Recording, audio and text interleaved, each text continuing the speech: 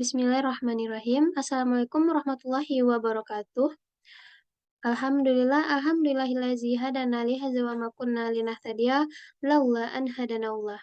Asyhadu an la ilaha illallah wa asyhadu anna Muhammadan abduhu wa rasuluh la nabiyya ba'da amma ba'du.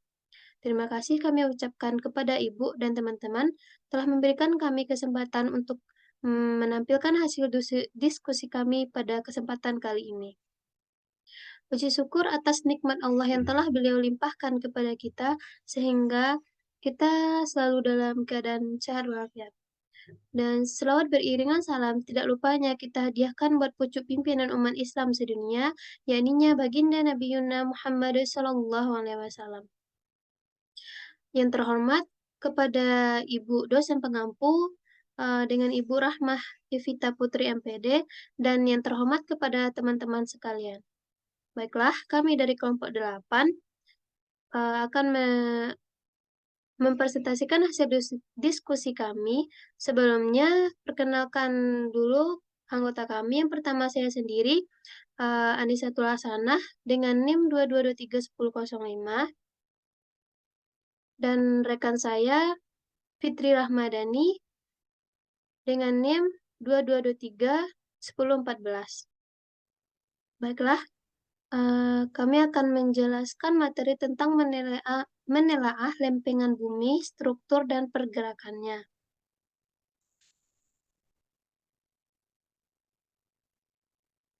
Di sini kami akan membahas pokok pembahasan yaitu sejarah bumi, lapisan bumi, dan lempeng bumi.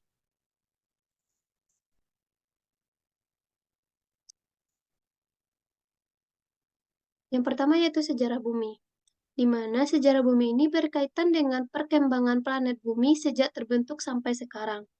Hampir semua cabang ilmu alam telah berkontribusi pada pemahaman peristiwa-peristiwa utama di bumi yang sudah lampau. Usia bumi ditaksir sepertiganya usia alam semesta. Sejumlah perubahan biologis dan geologis besar telah terjadi sepanjang rentang waktu. Nah, di sini teman-teman bisa melihat ada skala geologi didapatkan dalam diagram berbentuk lingkaran jam yang menampilkan panjang relatif skala sejarah bumi. Nah, dapat kita ketahui keterangannya, MTL yaitu miliaran tahun lalu, JTL sama dengan jutaan tahun lalu, dan S sekitar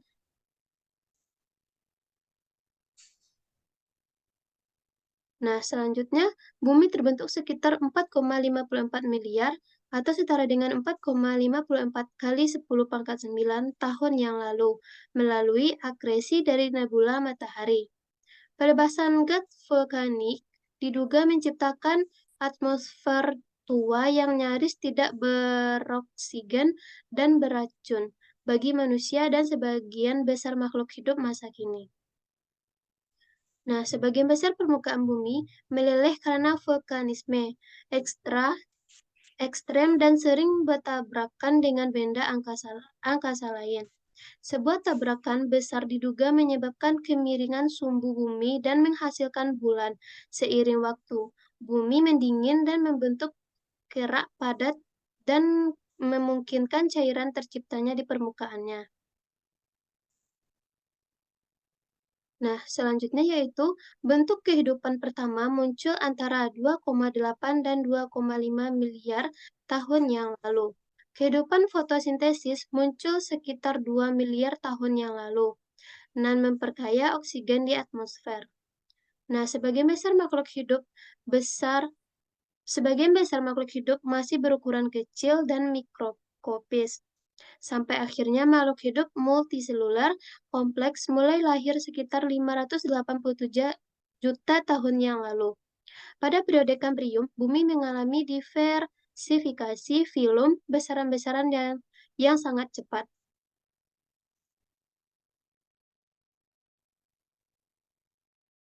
Bumi adalah planet terdekat ketiga dari Matahari, yang merupakan planet terpadat dan terbesar kelima dari 8 planet tata dalam surya. Bumi juga merupakan planet terbesar dari 4 planet kebumian di tata surya. Bumi terkadang disebut dengan dunia atau planet biru. Nah, selanjutnya, materi yang selanjutnya akan dijelaskan oleh rekan saya, yaitu Fitri. Kepada Fitri, persilahkan. Baik, terima kasih kepada moderator. Materi selanjutnya yaitu lapisan bumi. Struktur lapisan bumi adalah susunan lapisan berpembentuk bumi. Struktur bumi terdiri dari banyak jenis material. Bumi terdiri dari beberapa yang paling atas disebut dengan litosfer atau crust. Lapisan di bawah adalah atmosfer. Dan lapisan paling crust atau kerak bumi. Crust atau kerak bumi. Kerak bumi adalah lapisan terluar bumi yang terbagi menjadi dua kategori, yaitu kerak samudra dan kerak benua. Benua ini mempunyai ketebalan sekitar 5-10 meter, 10 km. Sedangkan kerak benua mempunyai ketebalan sekitar 20-70 km. Penyusunan kerak samudra yang utama adalah batuan basal. Sedangkan batuan penyusun kerak benua yang utama adalah granit yang tidak sepadat batuan basal. Kerak samudra dan kerak benua, sebagian kerak bumi dan sebagian mantel bumi membentuk lapisan litosfer dengan ketebalan total lebih 80 km. Pada batas terbawahnya, temperatur keraknya menyentuh angka 1100 Celcius. Kerak dan bagian mantel yang relatif padat membentuk lapisan litosfer karena konveksi pada mantel bagian atas dan astenosfer. Litosfer dipecah menjadi lempeng tektonik yang bergerak. Yang kedua yaitu mantel atau mantel bumi. Mantel bumi merupakan lapisan penyelubung inti bumi dan merupakan bagian terbesar dari bagian bumi, sekitar 83,2% dari volume dan 67,8% dari keseluruhan massa bumi. Mantel bumi ini terdiri dari material yang berfasa cair, sering pula sebagai lapisan astenosfer. Pada lapisan ini, tempat terjadinya pergerakan-pergerakan lempeng yang disebabkan oleh gaya konveksi atau energi dari panas bumi. Nah, pergerakan tersebut sangat mempengaruhi bentuk muka bumi. Yang pertama itu ketebalan selubung ini berkisar 2.883 km. Besar dari 5,7 gram per cc dengan inti dan 3,3 gram per cc di dekat kerak bumi. Pada wilayah selubung, bagian atas akan dimulai terbentuk intrusi magma yang diakibatkan oleh batuan yang menyusut dan meleleh.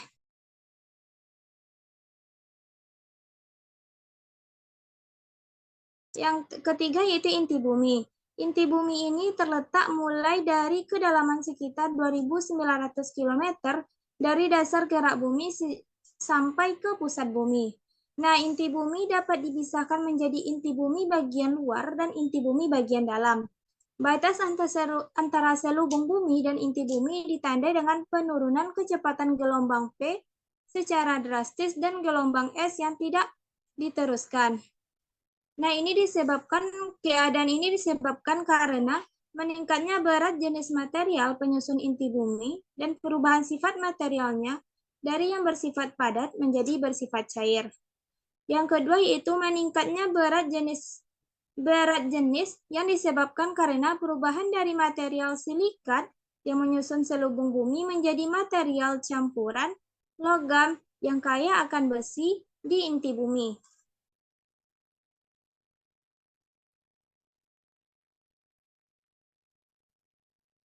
Perubahan sifat material menjadi turunnya titik lebur material yang mengandung besi dibandingkan material yang kaya silikat.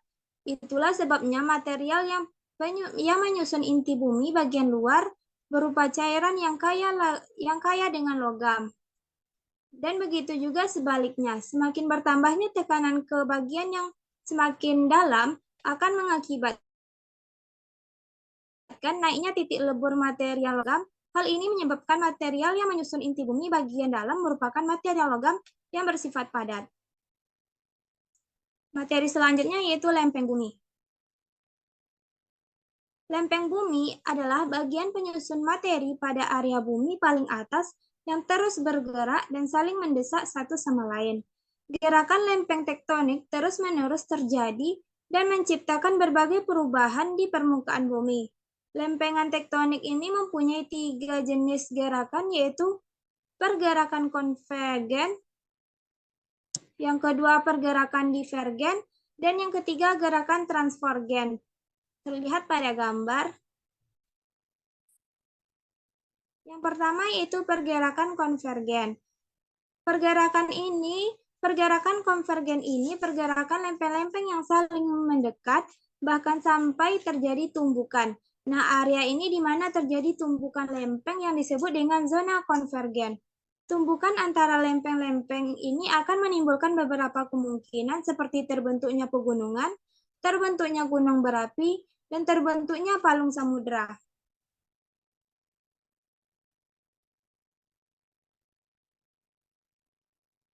Yang kedua yaitu pergerakan divergen, jauh antara satu dengan yang lain.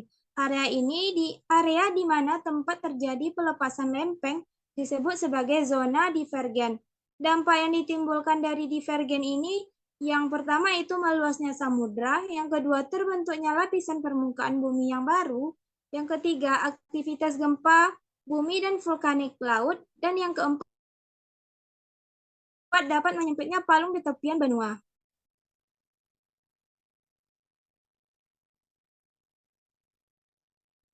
Yang ketiga yaitu pergerakan transformasi. Pergerakan transformasi ini gerakan lempeng tektonik yang saling bergesekan dengan arah yang saling berlawanan.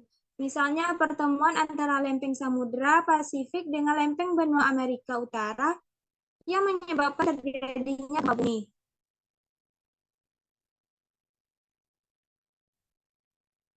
Struktur dari lempeng bumi ini yang pertama itu kerak bumi.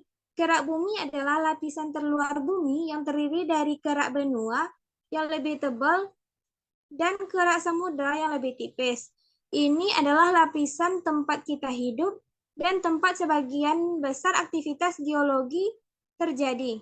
Kerak benua memiliki komposisi yang lebih kaya akan granit, sementara kerak samudra terdiri dari basalt. Yang kedua yaitu atenosfer. Atenosfer adalah zona yang lebih cair dan elastis. Dalam lapisan ini mungkin bergerak lempeng bumi karena kemampuannya mengalir dengan kecepatan yang sangat lambat dalam skala geologi.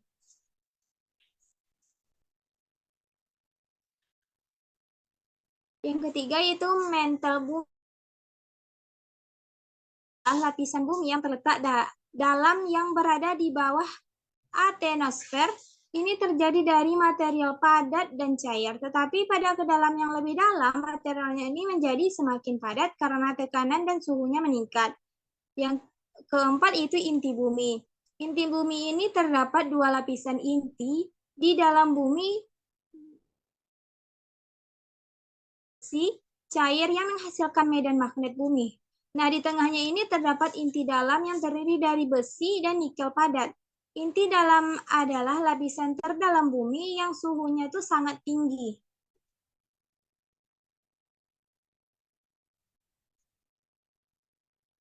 Pergerakan lempeng bumi dapat memicu perubahan letak maupun bentuk kulit bumi.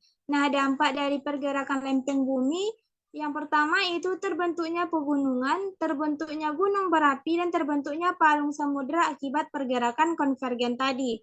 Yang kedua yaitu meluasnya samudra, terbentuknya lapisan permukaan bumi yang baru, aktivitas gempa bumi, dan vulkanik laut dan penyempitan palung di tepian benua akibat pergerakan divergen tadi. Dan yang ketiga yaitu terjadinya gempa bumi akibat pergerakan transfer. Mungkin sekian materi yang dapat saya sampaikan. Saya kembalikan kepada moderator.